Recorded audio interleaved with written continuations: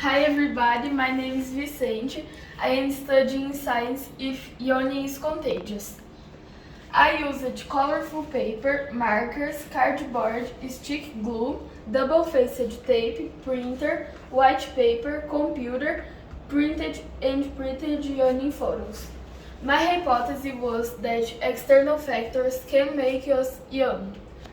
The procedures of my project was first the students sit in front of the computer and saw pictures of people yawning. Then the students see A video? a video of people yawning, then a real person yawning. Mm-hmm. The results, like the graph shows, Let's see the graphics. shows that adults yawned more than children, but the opposite that scientists say.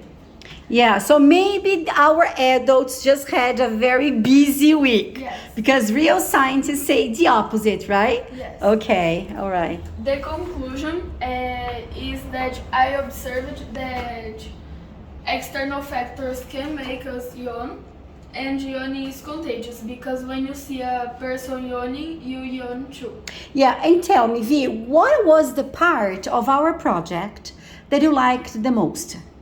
The procedures. The procedures, The yeah? project. Yeah, being in the field investigating. Yes. Okay, thank you very much.